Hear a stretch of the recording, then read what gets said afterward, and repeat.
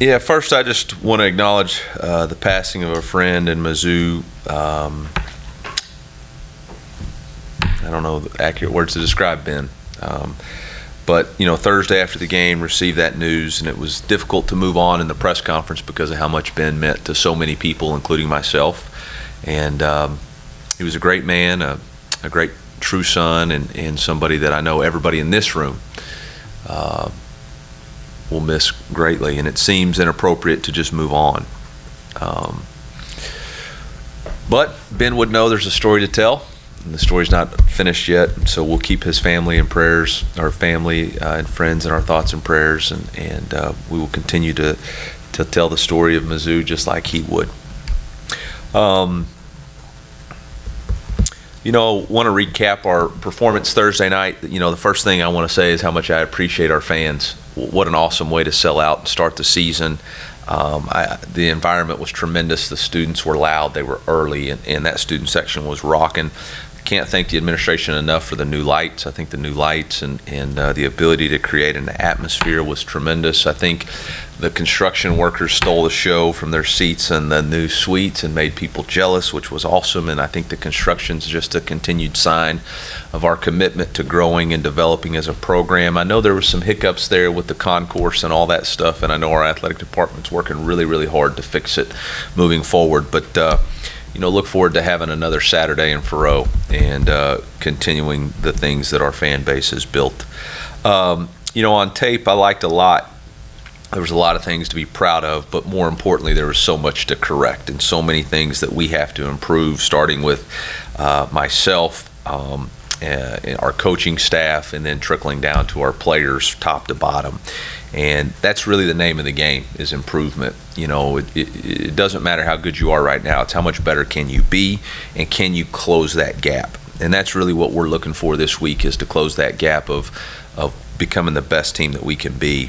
And so there's a lot of things to improve, offensively at the line of scrimmage, ball security in the pocket, blocking on the perimeter, protections with the tailbacks, defensively tackling in space, setting edges, not getting washed in the interior movement game, having better spacing and coverage in the secondary, on special teams, being more physical at the point of attack, having fewer penalties that set us back. So tons of stuff to improve on, and that's really what we're focused on this week. From an injury standpoint, you love the game of football and you hate it. You absolutely hate injuries and wish there was a way that they were not part of it, but they are. And, Sam has an injury that's going to keep him out for an extended period of time. I'm not going to get into specifics, but he will be out. I don't know how long yet, but he will miss an extended period of time. Blake tore his ACL. He had repair surgery this morning. There was a slight hope that it wasn't quite as bad, but he has a full tear and repaired this morning. He's on his way to recovery, but he will miss the remainder of the season. What that means moving forward is we actually have added Ryder Goodwin to our football team and roster. He was a junior college transfer, and so he joined us yesterday, fully cleared and practiced with the team yesterday. We also added Brett Brown. Brett was a former walk-on quarterback. Actually played in the spring game as the second quarterback 2 years ago.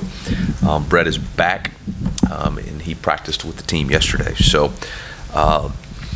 fortunate for us that we had the space within our 105 and made the corrections that we needed to make, and had the ability to get these guys onto our team and did that. So, field goals as of right now will be Robbie Myers. Place kicking will be Oliver Robbins, and then Ryder will compete to see where he is at as quickly as possible. But he did kick with our field goal unit yesterday, and feel excited that we were able to get him. On to this week's game. Obviously, it's an important game to a lot of people, and our team fully is aware of the importance of this game to our fans in the state and what it represents nationally and what it represents in a historical significance. We've embraced it. We understand it. We've taught about it. We've made sure our team knows about it. We've had guest speakers. And I will say this, I have a lot of respect for Coach Leipold and what he's done and the job that he's done. He's a national championship coach. He's went to 2 other previous programs and transformed them into a winning program, and you can see with what he's done in a short amount of time at Kansas what a terrific coach he is, his entire staff. They've got some really good players. They did an excellent job rebuilding the roster from last year. I think their quarterback is a terrific player. He's back to his former self. Maybe 2 years ago, going into preseason, he was 2 in the preseason Heisman rankings, and he's returned to that form, in my opinion. He's got some weapons to really use. Emmanuel Henderson and the transfer wide receiver Pickett. I think both of those guys are elite wide receivers. Henderson has got great speed, catches the ball, really difficult to tackle. As a former high school running back, Pickett, they use him a lot of different ways. I think he's got 3 touchdowns in 2 games, so definitely know how to get him the ball.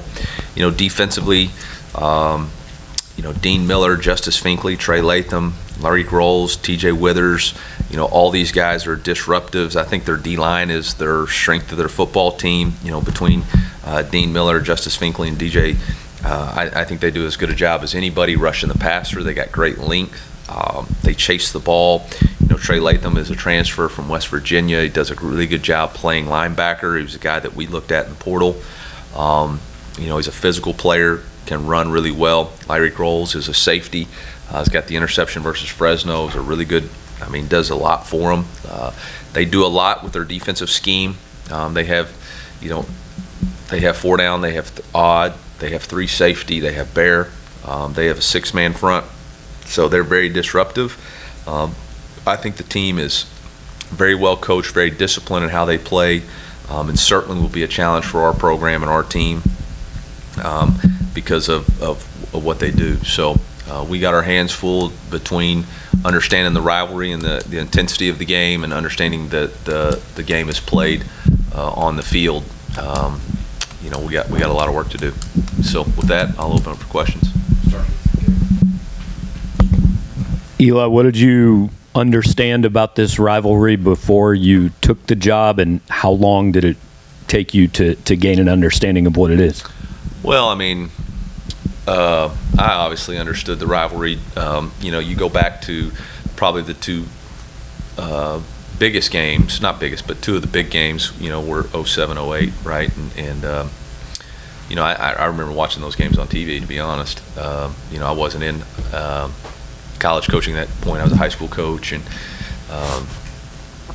remember Coach Mangino and his ability to turn that program around, and obviously had a tremendous amount of respect for Coach Pinkel because of, at that time, Ashton Glazier being on the roster. So, I was aware of what Mizzou was all about. So, taking the job, I understood its importance, and have been to as many of the home basketball games that we've hosted, KU. So, understand it, and our team and guys understand the importance of it. Coach, you had mentioned previously that you brought in guest speakers to talk to the team about this game. What were some of the key points that they mentioned? I know Andy Hill was one of them. What were some of the key points that he and the others told the team about it? Yeah, we did a lot of different things talking about it. We talked about the historical significance and context of the game. We talked about what it was for him both as a player and a coach. But really those things need to be. I didn't ask him if he was okay with me sharing what he said to the team. So, it just needs to be known that we understand what it's about. Eli, what do you want to make sure that the players understand about the rivalry the most as you get ready for this week? It means a lot to a lot of people. It's a privilege to wear the Mizzou on your chest, and when you wear Mizzou, you're representing 6 million people in this state.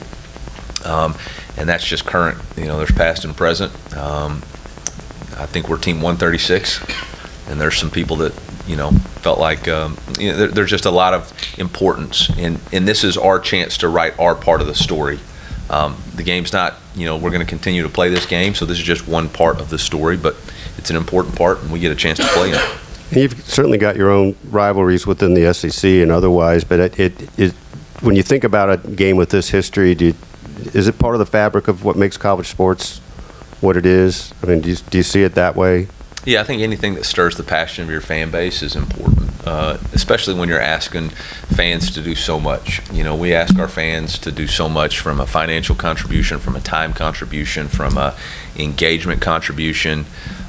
So anytime you get a chance to stir their passion for, bragging rights and whatever other rights that might be on the line with this game, I think it's important that your team's ready to play. Coach, you mentioned that you know the importance of this rivalry, but who have you leaned on and what have you learned about what it's going to be like to coach in this game? I would just say the biggest thing that I'm telling our team is you got to understand it, but once the ball's kicked, you got to play the game, and you got to play the game with execution and fundamentals and technique.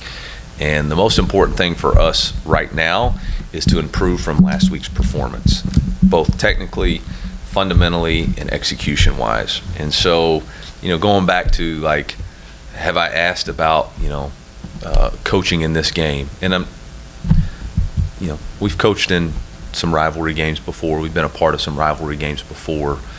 So I think we have an understanding of what the intensity is going to be. But there's been no, is there a certain schematic thing that we need to do because it's a rivalry game? It's just, you got to stay calm, stay present, coach the game.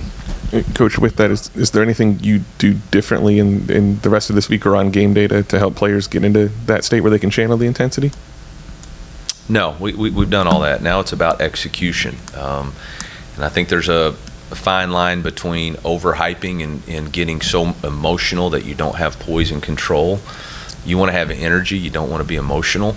And we want to have great positive energy and be excited to play, and I don't think that's going to be a problem. I think our players are going to be excited about Faroe Field being sold out. I think they're going to be excited about playing a quality opponent and testing where they're at as a team. And I don't know that on game day, it's like I tell the team all the time, the pregame speech isn't going to execute in the fourth quarter.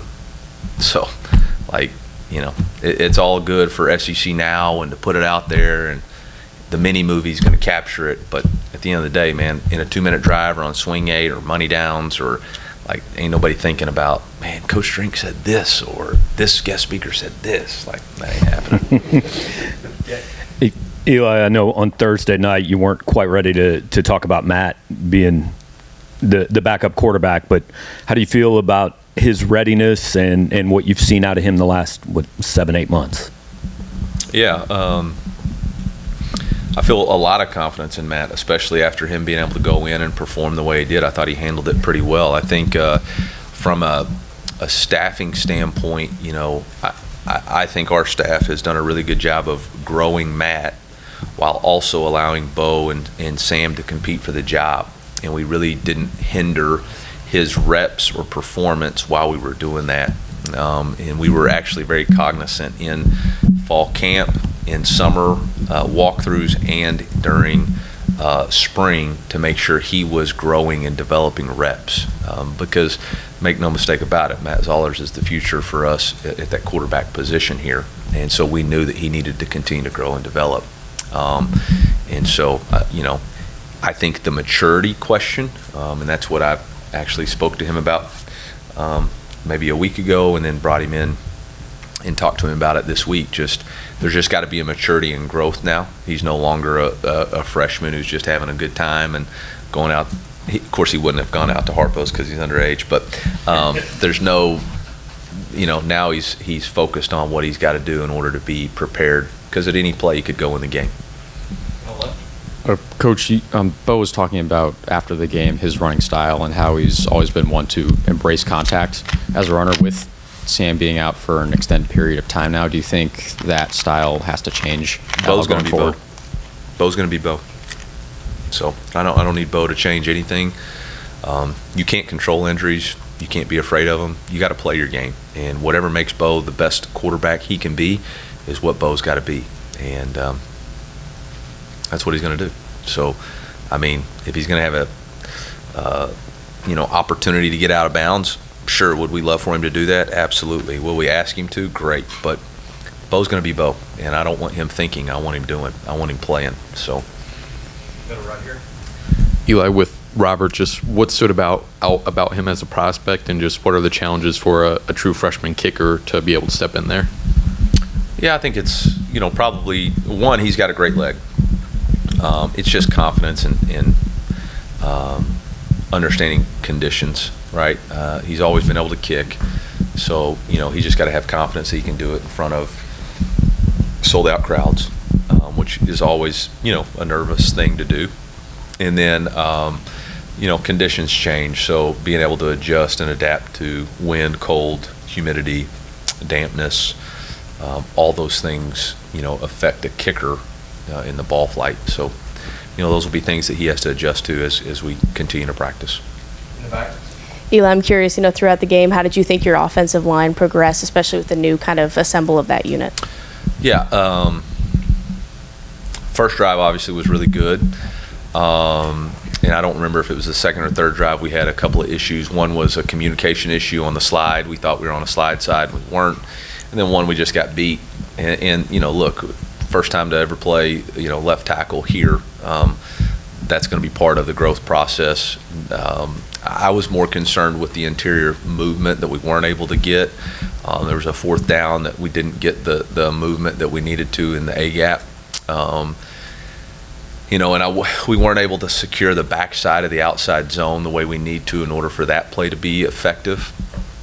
That was more concerning to me than the pass pro. I vividly remember 2 years ago, Middle Tennessee, Javon Foster giving up a sack on a third down that was pretty poor, and he's a dadgum good player in a draft pick, and I think he's with the Bengals now. So, like that's part of it. We'll get better, we'll grow, we'll develop there, and like I started with this statement, like the entire focus of week 1 to week 2 is improvement. It's identifying mistakes and weaknesses, knowing where you're actually at versus true competition, and figuring out how much better you got to be, and that's the name of the game at this point. Eli, I know you don't want to elaborate about anything any of the speakers might have specifically said, but might you be able to share with us a few of the other speakers, or how many speakers you had talk about the rivalry? We had several. I don't think it's necessarily important. Again, I didn't necessarily ask those guys, if that was for me to put out, that they were here and spoke about it. But again, the point of it is not what they said. The point is to make sure that our fan base and our players understand that we know the significance historically. We understand the importance. We're not overlooking or undervaluing this game. We know it's an important thing to our team. But during the week is not the point that you get it going. During the week, you have to focus on execution of your assignments, because you don't want to be emotional. You want to execute. And so, we got all that out the way. We understand. We know there's a trophy for it at the end of the game. Our goals every year is to win our trophy games. This is a week that we got a trophy on the line. You have a tangible thing that you're playing for. And in college football, you don't always have that after a game. Sometimes you just got to attaboy. There ain't no attaboy after this one. There's a dadgum war drum and several other stuff out there. And you win it, you get it. And if you don't, you don't. And I don't care who you are. If you're a competitor and there's something on the line, I don't care if you're playing against a buddy at home and one-on-one. If there's a Diet Coke on the line, you want to stink and win, because it's painful if you don't. So our guys understand it. Like that ain't the issue. The issue is, are we going to be able to execute? Are we going to be so focused on the crowd and doing this that we forget it ain't about that? It's about hands inside. It's about executing your assignments. It's about having eyes on your keys. It's about communicating the formation adjustments. It's about offensively making sure that we're all on the same page on our identifying the fronts that they're going to be in. That's going to be way more important than whether we had a guest speaker tell us about in 1854 or in 1960 they played an ineligible player. Like, okay, great, perfect. Let's make sure we got a Rip and Liz call. Okay, 3 more, Coach Eli. Coach, on the kicking again, just how does the offense, maybe the play calling, have to change? Doesn't change. No, we're going to play the game. Robbie can kick. I'm not going into it thinking he's not going to be able to do something that I know he can do and shown in practice. Now, do we have to adjust after we see things? We'll figure that out. But I'm not putting limitations on players going into it. He's practiced. He's performed. He's kicked in big moments in fall camp. Like, again, I hate injuries. They stink. I hate that. But there's a lot of players on our team that are all scholarship players that have opportunities to come in here and perform, and that's why they're here. So it's not like, we're having open tryouts because we don't have anybody else on the roster that's ever kicked. We just went and signed somebody from JUCO, but we didn't have open tryouts. Callum, and then we'll finish up. On the opposition a little bit, what's the respect you have to show Jalen Daniels as a passer and trying to get pressure on him, but also his ability to scramble? Yeah, I mean, that's the conundrum that you're put in with him. Again, he's played a lot of football. He's seen a lot of different things. So there's not a whole lot of things that you're going to do that this confuses him. He's an excellent thrower of the football. They do a really good job of moving the pocket, which I think is very subtle, but really helps him because he's already moving. And now if he decides to take off running, he's already got momentum. When he's in the pocket, you're going to have to really work to constrict the pocket, but you got to stay in your rush lanes. I think, we've played several of these styles of quarterbacks before. In the SEC, that's becoming more and more popular, but we've never played anyone like him, or as, maybe as good as him. He is a really, really dynamic, good player. I think, the toughest thing about a quarterback is a quarterback with maturity and experience, because they don't get rattled. When you look around college football this past weekend, it's guys who maybe haven't seen it before that have a little bit more growth. I mean, this guy's been through the highs and lows of college football. He's not going to be distraught about going on the road. He's done that several times. He's not going to be distraught about playing a good defense. He's played SEC defenses before. We're just going to have to do a really good job of tackling. We're going to have to do a great job of covering because, at the end of the day, if wide receivers are open, he's going to throw it to them. Coach, what does your offensive line need to do to stop guys like Dean Miller and DJ Withers? I'm not going to do that. We got to focus on our technique and fundamentals. At the end of the day, we have to focus on our technique and fundamentals. Those guys, I think, obviously, Dean Miller's really tall. He's got burst off the edge. His length is a problem because in his one-arm stab, he's able to get on you before you can punch. And if he's able to get that one-arm stab going, now he's got counter moves off of it. I think DJ Withers is very explosive, twitchy. He's got a little bit more bull rush, in my opinion, to him. He's excellent at pursuing the football, and even if you are able to sit down his bull rush, his secondary move, I think is really good. So our guys are going to have to understand it's not just a one-punch fight. You're going to have to stay in a good, proper position. You're going to have to work to a counter move, and you're going to have to make sure you have great balance. So it's going to be a challenge for sure. Those guys can play. All right, Coach. Thank you. Thank you.